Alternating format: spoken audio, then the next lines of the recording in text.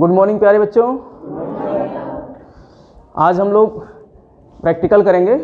आपकी 12वीं कक्षा में जो प्रैक्टिकल का दूसरा अध्याय है, पहला अध्याय हमने पढ़ाया भी है और इसका वीडियो भी है जिसका डिस्क्रिप्शन में लिंक दिया जाएगा।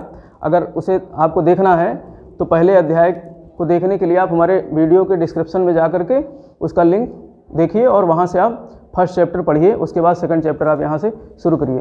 तो हमारा दूसरा चैप्टर है आंकड़ों का प्रक्रमण। आंकड़ों का प्रक्रमण, प्रक्रमण मतलब प्रोसेसिंग ऑफ डाटा। तो थोड़ा सा इसको समझें, उससे पहले हम ये चर्चा कर लें कि हमने पहले अध्याय में क्या पढ़ा था। जो पहला अध्याय हमारा था आंकड़े, स्रोत और संकलन। आंकड़े, स्रोत और संकलन।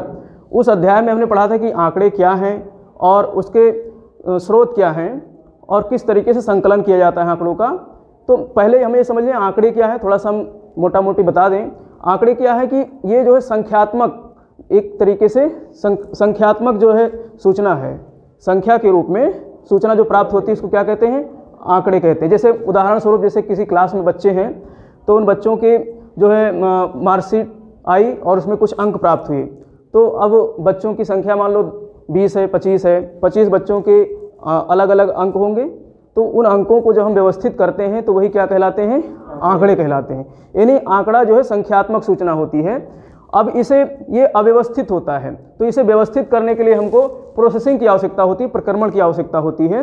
अब इसे हम किस तरीके से, जो स्रोत था मोटा मोटी हमने पहले अध्याय में क्या पढ़ा था कि इसके स्रोत जो हैं दो हैं, प्राथमिक स्रोत और द्वितीयक स्रोत। प्राथमिक स्रोत और द्वितीयक स्रोत, प्राइमरी जो है सोर्स था और सेकेंडरी सोर्स था।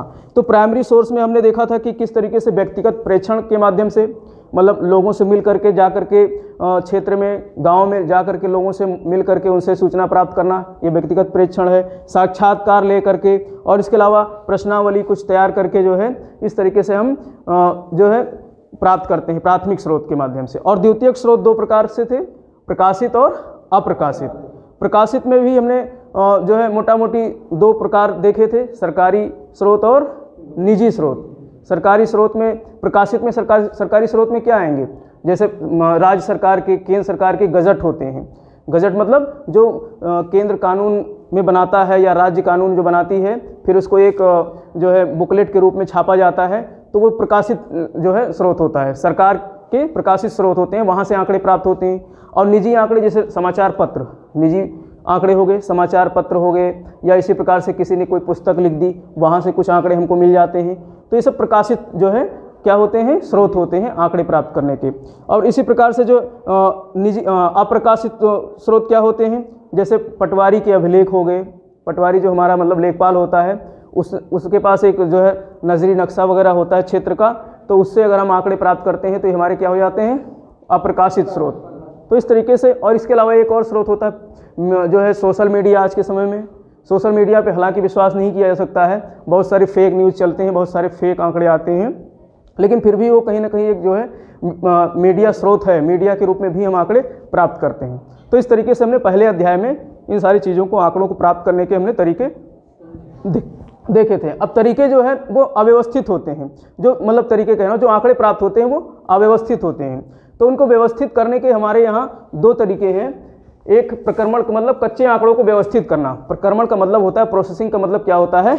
कच्चे आंकड़ों को व्यवस्थित करना। कच्चे आंकड़े जो कि हमको क्षेत्र में प्राप्त हुए हैं, चाहे वो प्रकाशित रूप से प्राप्त हुए हों, चाहे वो अप्रकाशित रूप से प्राप्त हुए हैं, तो उसको हम जो है व्यवस्थित करते हैं, तो उसे क्या कहते हैं? प्रक्रमण या प्रोसेसिंग कहते हैं। यहाँ तक समझ गए? देखो, एग्जामिनर आएगा आपसे तो ये भी पूछ सकता है कि प्रक्रमण क्या है, आंकड़े क्या है। तो आंकड़े की परिभाषा आप दे सकते हो कि संख्यात्मक सूचना क्या है? आंकड़े हैं, और उसको व्यवस्थित करना प्रक्रमण कहलाता है। अब हम प्रक्रमण दो रूप से करते हैं, एक सारणीयन टेबुलेशन के माध्यम से और दूसरा विश्लेषण या एनालिसिस के माध्यम से। तो इस चैप्टर में हम लोग विश्लेषण का अध्ययन करेंगे, एनालिसिस का। सारणीयन का अध्ययन हमने पहले कर लिया है। किस तरीके से सारणीयन करते हैं? वर्ग अंतराल के रूप में करते हैं। वर्ग अंतराल मतलब जो है कोई आंकड़ा प्राप्त हो गया तो उसको वर्ग के रूप में जो है डिवाइड कर देना, उसको लगाना। और आवृत्ति देखा था, फ्रीक्वेंसी, और उसमें भी आवृत्ति में भी संचयी आवृत्ति देखा था, सामान्य आवृत्ति देखी थी। और इसके अलावा आवृत्ति बहुभुज, जिसमें हमने कमतर और अधिकतर के माध्यम से हमने जो है उसमें अध्ययन किया था कि किस तरीके से ओजाइव का निर्माण करते हैं। तो ये सब सारणीयन के जो है तरीके हैं, सारणीयन करने के, आंकड़ों के सारणीयन करने के तरीके थे जो फर्स्ट अध्याय में हमने पढ़ा था। उसको पढ़ने के लिए आप पुनः जो है आप जाइए लिंक में, डिस्क्रिप्शन बॉक्स के लिंक को देखिए। अब यहाँ पर हम लोग विश्लेषण का अध्ययन करेंगे, एनालिसिस का अध्ययन करेंगे। अब देखिए एनालिसिस जो हमारे चैप्टर में है यहाँ पर, वो किस रूप में है? केंद्रीय प्रवृत्ति की माप, केंद्रीय प्रवृत्ति की माप, मेजर्स ऑफ सेंट्रल टेंडेंसी। आज हम लोग इसी का अध्ययन करेंगे, केंद्रीय प्रवृत्ति की माप, मेजर्स ऑफ सेंट्रल टेंडेंसी। किस तरीके से जो है केंद्रीय प्रवृत्ति की माप के माध्यम से आंकड़ों को हम लोग विश्लेषित करते हैं, एनालिसिस करते हैं। और दूसरा हमारा विक्षेपण की माप, विक्षेपण की माप, मेजर्स ऑफ डिस्पर्जन, इसका हम आगे अध्ययन करेंगे। इसके अलावा सहसंबंध है, कोरिलेशन है, इसके अलावा सूचकांक है, समसरण है, रिग्रेशन है। ये देखिए ये जो आपके सांख्यिकी, ये सांख्यिकी का भाग है। आपके इंटर में जो इस बार प्रैक्टिकल रखा गया है वो प्योर सांख्यिकी है, सांख्यिकी है। जो कि आप अर्थशास्त्र पढ़ रहे हो तो अर्थशास्त्र में भी आपने सांख्यिकी पढ़ा होगा। फर्स्ट ईयर में ये पूरा चैप्टर ही था अर्थशास्त्र में सांख्यिकी के रूप में।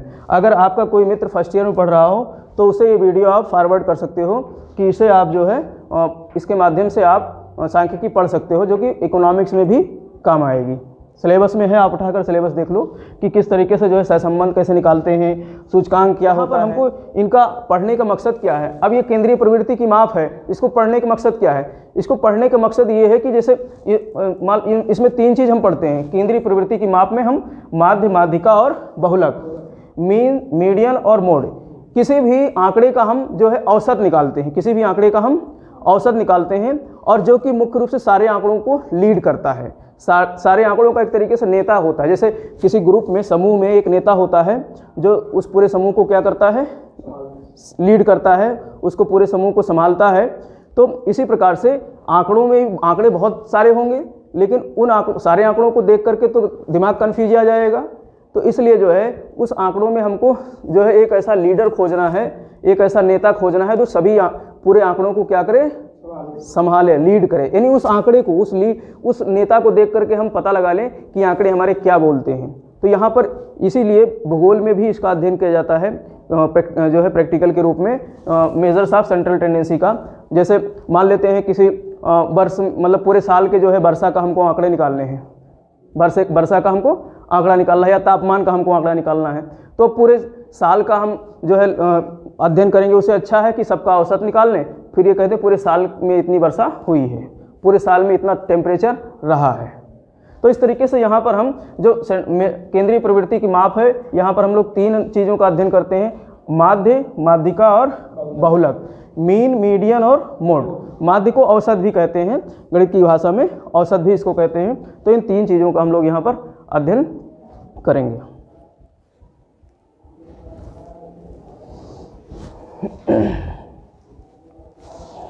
पहला हमारा केंद्रीय प्रवृत्ति की माप का जो पहला हमारा है माध्य है, मीन है, इसका हम अध्ययन करेंगे यहाँ पर। माध्य क्या है?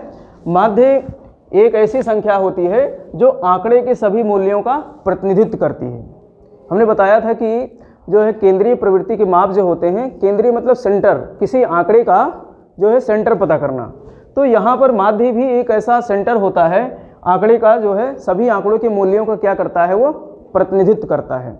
मोटा मोटी हम इसको औसत कहते हैं। क्या कहते हैं? औसत। जो गणित में हम एवरेज पढ़ते हैं, औसत पढ़ते हैं, तो वही चीज़ है।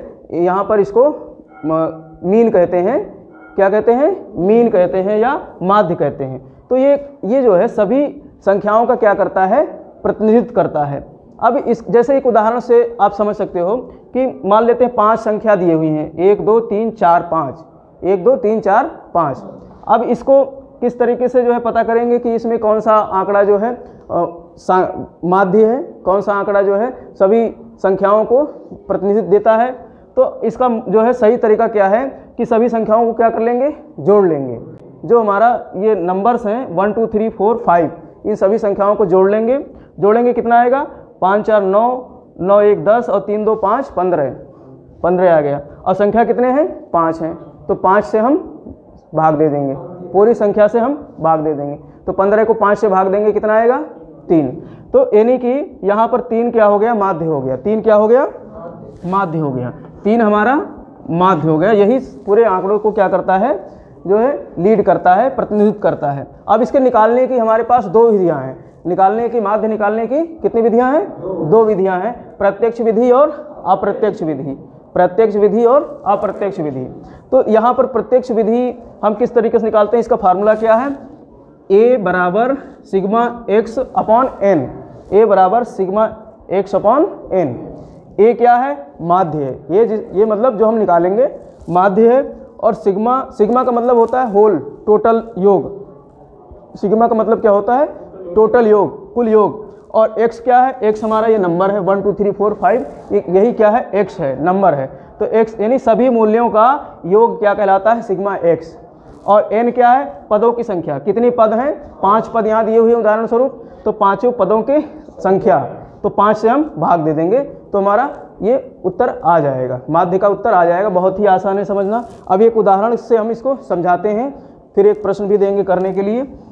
आप यहाँ पर एक प्रश्न जो है उसको हल करते हैं हम। प्रश्न हमारा है, एक परिवार के 8 व्यक्तियों की प्रतिदिन की आय निम्नलिखित है। एक परिवार के 8 जो है व्यक्तियों की प्रतिदिन की आय निकालनी है। प्रतिदिन की आय है ज्ञात है, उसका हमें औसत ज्ञात करना है, माध्य ज्ञात करना है। तो यहाँ पर ये आंकड़ा है हमारे पास में, मतलब सदस्य हैं 8 सदस्य हैं। तो इन्होंने प्रश्न जो दिया है, प्रश्न के हिसाब से सदस्य 8 हैं, तो 8 सदस्य को हम यहाँ पर नंबर मान लेंगे। क्या है, नंबर जो हमने फार्मूला में देखा था। तो 8 सदस्य में हम इनको जो है A B C D E F G और H 8 सदस्य हो गए। और इनकी आय एक तरफ दी गई है, आय एक तरफ दी गई है। आय क्या है, ये x हो गया, जो कि रुपीज़ में दी है। तो ये सदस्य की आय 50 रुपये है, और इसकी 35 रुपये है, 35 हो गई, 45 रुपये है, इसी प्रकार से 42। और इनको सबको हम जोड़ते चलेंगे, प्लस लगाते हुए चलेंगे, क्योंकि हमने फार्मूला में क्या देखा था, जोड़ना है। 42 हो गई, और एक की आय 38 हो गई, एक की आय 52 हो गई, और एक की आय क्या हो गई, 44, और एक की आय 38 हो गई। तो सबको मोटा मोटी अगर हम जोड़ते हैं, हमारा फार्मूला क्या कहता है, फार्मूला कहता है सिग्मा, यानी मीन का फार्मूला क्या है, सिग्मा x बटे n।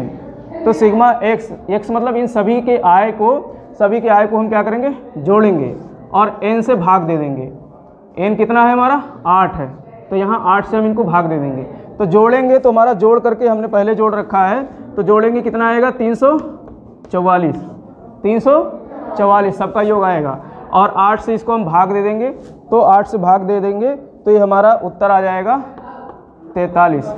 यानी इस आंकड़े में जो हमारा माध्य आया, माध्य कितना आया, 43 आया। माध्य हमारा आ गया 43, माध्य हमारा 43 आ गया, 43 आ गया। तो इस तरीके से हमने यहाँ पर ये माध्य ज्ञात कर लिया। अब इसके अलावा दूसरा तरीका है अप्रत्यक्ष विधि का।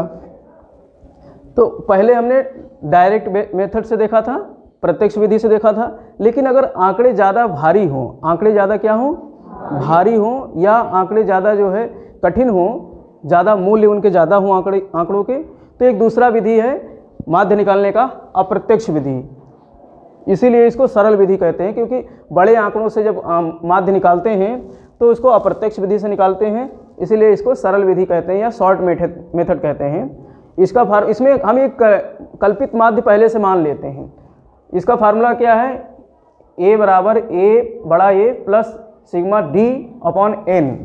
इसका फार्मूला है A यानी capital A plus sigma D बटे N।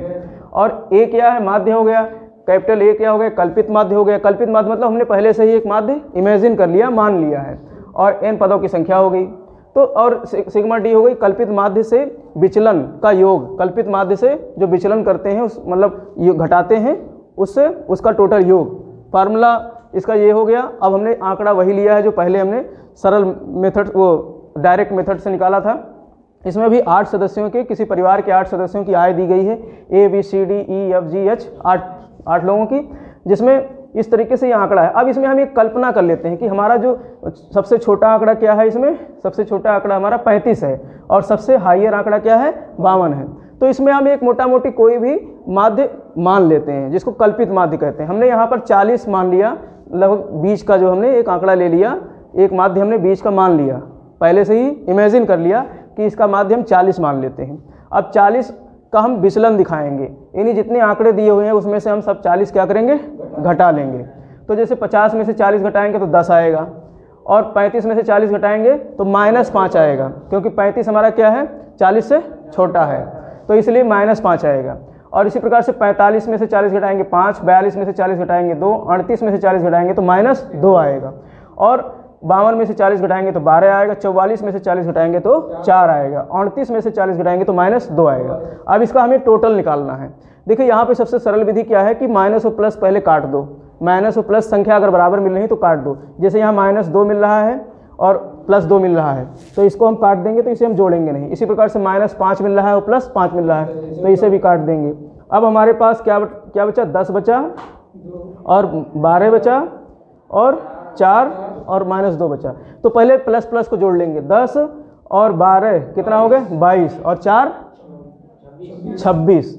26 में से -2 घटाएंगे तो 24 बचेगा। यानी टोटल हमारे पास जो ये मिला सिग्मा डी मिला, सिग्मा डी क्या मिला हमारा, 24 मिला। अब फार्मूला कहता है सिग्मा डी हमको मिल गया।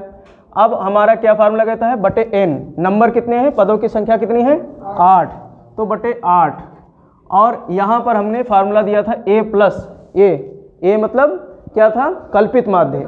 कल्पित माध्य हमारा कितना था, a कितना है, 40। ठीक, तो फार्मूले पर हम इसको बिठाएंगे 40 और प्लस हमारा जो फार्मूला था प्लस सिग्मा डी, तो सिग्मा डी हमको 24 मिल गया बटे 8। अब इसको हम जोड़ेंगे, इसे हम जोड़ेंगे, सॉर्ट कर लेंगे, छोटा करेंगे, तो 8 त्रिक 24 कितना हो जाएगा, 8 त्रिक 24, यहाँ 1 आ गया, 3 बटे 1 हो गया। तो इस सरल है, 40 + 3 कर देंगे, 40 + 3 बराबर हमको क्या मिल जाएगा, 43। तो 43 हमारा क्या हो गया, ये हो गया हमारा ए माध्य। माध्य हमारा क्या हो गया, 43। तो इसमें जो है शॉर्ट विधि से 43 हमारा आंसर आ गया, माध्य आ गया। तो इस तरीके से हम जो है मतलब अप्रत्यक्ष विधि से भी निकाल सकते हैं, जो कि बड़े आंकड़ों के लिए है, समझ गए। तो ये हमारा क्या हो गया, जो है माध्य हो गया। माध्य हमने 2 तरीके से निकालना सीखा, प्रत्यक्ष विधि से और अप्रत्यक्ष विधि से। अब हमारा टॉपिक नेक्स्ट क्या है, माध्यिका। अब तक हम लोगों ने माध्य देख लिया, अब हम लोग केंद्रीय प्रवृत्ति के माप में दूसरा हमारा टॉपिक है माध्यिका या मीडियन निकालना। अब देखिए मीडियन क्या है, कैसे हम पहचानेंगे कि मीडियन है, ये क्या है। तो किसी आंकड़े के पदमाला के, पदमाला मतलब जो पूरे आंकड़े दिए हुए हैं उसको पदमाला बोलते हैं। नहीं, प्रत्येक आंकड़े का जो पद होता है, पूरे पदमाला की, पद की श्रृंखला पूरी क्या कहलाती है, पदमाला कहलाती है। तो किसी आंकड़ा के पदमाले के बीच की संख्या अर्थात माध्यिका, बीच की संख्या जो होगी किसी आंकड़े के, वही क्या कहलाएगी, माध्यिका कहलाएगी। तो माध्यिका पहचानना क्या है, अगर आपसे एग्जामिनर पूछता है कि माध्यिका की परिभाषा क्या है, तो माध्यिका की परिभाषा क्या है कि किसी भी आंकड़े की जो श्रेणी है, उस आंकड़े की श्रेणी यानी पदमाला में जो सबसे बीच की जो संख्या होगी वही क्या होगी, माध्यिका होगी, मीडियन होगी। तो अब ये कैसे पहचानेंगे बीच में कैसे होगी, तो उसके ऊपर या नीचे आंकड़े अगर इस तरीके से लिखे हैं, वर्टिकल लिखे हैं, ऊपर नीचे लिखे हैं, ऊपर से लेकर नीचे तक, तो उसके यानी बीच की संख्या वो होगी कि ऊपर वाली संख्या और नीचे वाली संख्या बराबर होगी। और या अगर हॉरिजॉन्टल लिखी हुई है, आंकड़ा हॉरिजॉन्टल लिखा हुआ है, तो उसके दाएं और बाएं बीच की संख्या के दाएं और बाएं संख्या कितनी होगी, बराबर होगी, तो उसे हम माध्यिका कहेंगे। अब इसके लिए फार्मूला क्या है, n+1/2। n क्या है, पदों की संख्या, जो कितने पद हैं। जैसे यहाँ उदाहरण स्वरूप 1 2 3 4 5 हमारे पास संख्या है, तो यहाँ पर संख्या कितनी होगी, पद कितने हो गए, 5 हो गए। अब इसका फार्मूला हमको है n+1, तो n कितने हैं हमारे पास, 5 हैं, 5 + 1 कितने हो गए, 6, और कह रहा है n+1/2, तो 2 से भाग दे देंगे 6 को, तो कितना आएगा, 3 आएगा। तो इस आंकड़े में 3 हमारी क्या हो गई, माध्यिका हो गई। 3 क्या हो गई, माध्यिका हो गई, क्योंकि 3 के इधर साइड में भी 2 संख्या है और 3 के इधर साइड में दाएं बाएं दोनों तरफ संख्या क्या है, बराबर है, तो इसीलिए इसको माध्यिका कहेंगे। ये तो बहुत सरल हो गया, ये आंकड़ा बहुत सरल है। लेकिन अगर आंकड़े कुछ इस तरीके से दिए हुए, एक प्रश्न है, निम्न विद्यार्थियों की प्राप्तांकों की माध्यिका ज्ञात कीजिए। अब प्राप्तांक क्या है, मान लेते हैं ये 7 विद्यार्थी हैं, 7 विद्यार्थी ABCD FG HI जो भी हैं। अब इनकी मान लो प्राप्तांक है 18 20 24 22 26 25 20। तो सबसे पहले हम क्या करेंगे, इनको हम संख्याओं को आरोही क्रम में लिखेंगे। किस क्रम में लिखेंगे? आरोही क्रम में लिखेंगे। गणित में पढ़ा होगा आरोही क्रम क्या होता है, यानी कि बढ़ते हुए क्रम में, संख्याओं को हम बढ़ते हुए क्रम में लिखेंगे। तो सबसे पहली सबसे छोटी संख्या क्या है हमारी? 18 है। उसके बाद में 20 दो बार आया है तो दोनों लिख लेंगे, 1 2 20 आ गया। फिर उसके बाद में 22 है, फिर इसके बाद में 24 है, फिर कितनी है 25 और फिर 26। तो हमारी संख्या 7 हो गई, 1 2 3 4 5 6 7। अब कह रहा फार्मूला हमारा n+1, फार्मूला हमारा है n+1/2। अब n कितना है हमारा? 7 है। तो 7/1 7 + 1/2 बराबर 8/2। काट देंगे तो कितना आएगा? 4।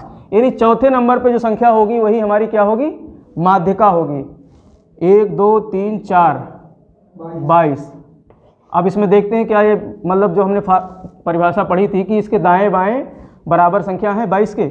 22 के 1 2 3 बाएं साइड में 3 है, 1 2 3 दाएं साइड में भी 3 है, यानी दाएं बाएं 22 की संख्या हमारी क्या हो गई? बराबर हो गई। तो इसीलिए 22 हमारा क्या हो गया? जो है माध्यिका हो गई। 22 हमारी माध्यिका हो गई। लेकिन अगर ये तो संख्या हो गई जब विषम है, संख्या कितनी है? 7 पद दिए हुए हैं। लेकिन अगर पदों की संख्या मान लेते हैं कितनी हो? सम हो, 8 हो या इसमें एक कम हो, 6 हो। जैसे ये 24 25 26 हम घटा देते हैं, 26 क्या कर देते हैं? हम काट देते हैं। अब इसको कैसे निकालेंगे? 26 हमने इसमें से काट दिया, आरोही क्रम में लिखे हुए हैं, आरोही क्रम में ही लिखे हुए हैं। 26 को हमने यहाँ से डिलीट कर दिया और इसमें ये आरोही क्रम में ही लिखे हुए हैं। अब हमारे नंबरों की संख्या कितनी हो गई? 6 हो गई। नंबरों की संख्या कितनी हो गई? n बराबर क्या है? 6 है। तो अब यहाँ पर क्या करेंगे?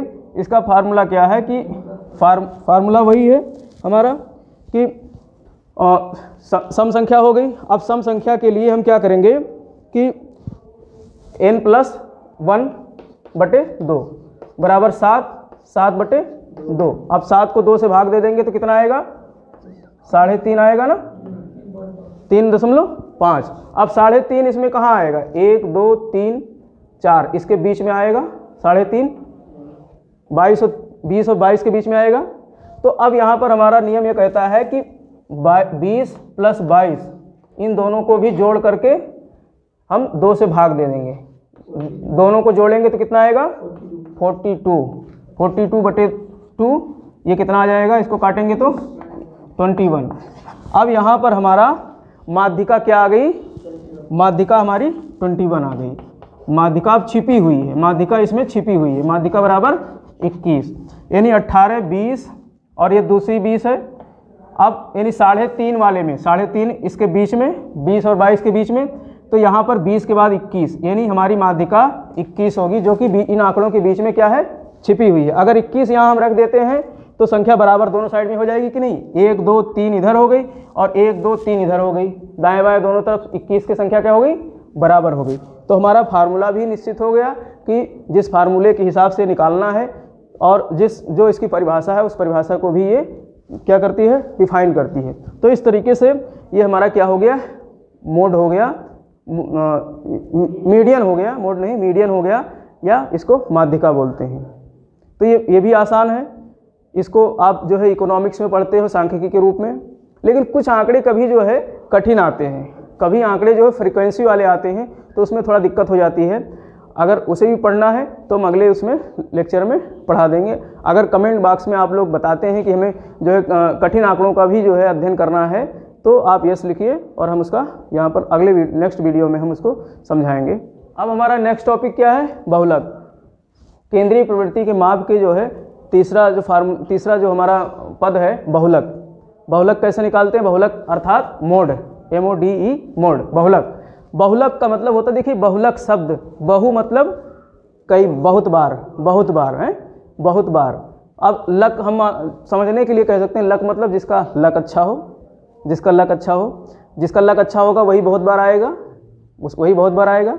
हालांकि ये परिभाषा आप एग्जामिनर को नहीं बताइएगा, ये समझने के लिए कह सकते हैं कि अगर आपको समझना है, हम भूल जाते हैं, हम खुद ही ये पढ़ते थे तो भूल जाते थे कि बहुलक कैसे पहचाने। अभी ये PCS की परीक्षाओं में भी इस तरीके से प्रश्न आते हैं। अगर आप सिविल प्रिपरेशन करेंगे तो वहाँ पर एक प्रश्न आ जाएगा इस तरीके से, दे देगा कि इसमें से बहुलक पहचानिए। अब आप फार्मूला भूल जाओगे, पहचानना भूल जाओगे कि मतलब किस तरीके से निकाला जाता है बहुलक। तो बहुलक का मतलब होता है जिसका लक अच्छा हो, तो संख्या बार बार आए, बहुत बार आए। हम परिभाषा यहाँ पर बना कर कह रहे हैं कि बहुत बार उसका लक अच्छा होगा तो संख्या बार बार आएगी।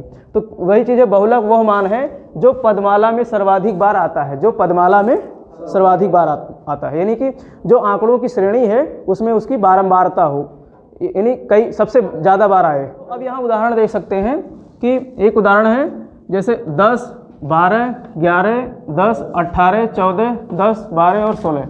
अब ये एक आंकड़ा हो गया, यानी किसी क्लास में जो है बच्चों का क्या हो गया, ये प्राप्तांक हो गया। अब इसमें हम देखते हैं किसका लक अच्छा है, जो बहुत बार आया हो। 10 देखते हैं, दिखाई दे रहा है कि 10 कई बार आया है, तो 10 को हम यहाँ घेर देंगे। एक 10 ये हो गया और एक 10 ये हो गया और एक 10 हमारा ये हो गया, यानी 10 सर्वाधिक बार आया है इस आंकड़े में। 10 का लक अच्छा है तो 10 हमारा क्या हो गया, बहुलक हो गया। क्या हो गया, बहुलक हो गया। 10 हमारा बहुलक हो गया, मोड हो गया इस प्रश्न के आधार पर। तो इस तरीके से बहुलक पहचानने का यही तरीका है कि जो संख्या सर्वाधिक बार आए वही बहुलक होता है। अब आप लोग प्रश्न में दे रहा हूँ, 2-3 प्रश्न हैं, उसे नोट कर लीजिए, फिर इसे आप हल करिए। पहला प्रश्न है, एक कक्षा के 5 विद्यार्थियों के प्राप्तांकों का अप्रत्यक्ष विधि से माध्य ज्ञात कीजिए। अप्रत्यक्ष विधि से माध्य ज्ञात कीजिए। और इनका प्राप्तांक क्या है, ये मैं दे देता हूँ। प्राप्तांक इनका है 18, 20, बी वाले का 20 है, सी वाले का 24 है और डी वाले का 22 है और ई वाले का 21 है। इसमें आप माध्य ज्ञात कीजिए, लेकिन किस विधि से, अप्रत्यक्ष विधि से। किस विधि से ज्ञात करना है, अप्रत्यक्ष विधि से। ठीक, अब इसमें आप कल्पित माध्य ज्ञात कर लेंगे, पहले आप कल्पित माध्य देख लेंगे तब आप इसको ज्ञात करेंगे। और दूसरा प्रश्न नोट करिए, निम्नलिखित विद्यार्थियों के प्राप्तांकों की माध्यिका ज्ञात कीजिए। माध्यिका मतलब मीडियन ज्ञात करना है। प्राप्तांक क्या है, 14 है, 14, 16, 20, 15, 18 और 13। यहाँ पर संख्या कितनी है, n बराबर 6 है, तो इसका आपको माध्य ज्ञात करना है। और तीसरा प्रश्न है, निम्नलिखित विद्यार्थियों के प्राप्तांकों का बहुलक ज्ञात कीजिए। इसका आपको बहुलक ज्ञात करना है। क्या ज्ञात करना है, बहुलक। प्राप्तांक क्या है, 25 है पहला, दूसरा 24 है, फिर इसके बाद में 28 है, फिर 24 है और उसके बाद में फिर 28 है और फिर जो है 23 है, फिर 24 है, इसके बाद में 26 है, फिर 27 है। तो इस तरीके से इसका आपको बहुलक ज्ञात करना है। बहुलक समझ गए, जिसका लक अच्छा हो, बार बार आए, वही बहुलक होगा। तो ये 3 प्रश्न हैं। पहला प्रश्न आपको माध्य ज्ञात करना है, वो भी अप्रत्यक्ष विधि से। दूसरा प्रश्न है माध्यिका ज्ञात करनी है और तीसरे प्रश्न में आपको बहुलक ज्ञात करना है। अगर आपको ये सीरीज अच्छी लग रही है तो आप लोग कृपया, अगर अभी तक आपने चैनल को सब्सक्राइब नहीं किया है तो चैनल सब्सक्राइब कर लीजिए और बेल आइकन को अवश्य प्रेस कर लीजिए कि जैसे ही नया वीडियो मैं बनाऊं आपको नोटिफिकेशन तुरंत प्राप्त हो जाए। दोस्तों को तो शेयर करना बिल्कुल ना भूलिए, दोस्तों को अवश्य शेयर कीजिए। तब तक के लिए जय हिंद, जय भारत। फिर मिलेंगे अगले वीडियो में।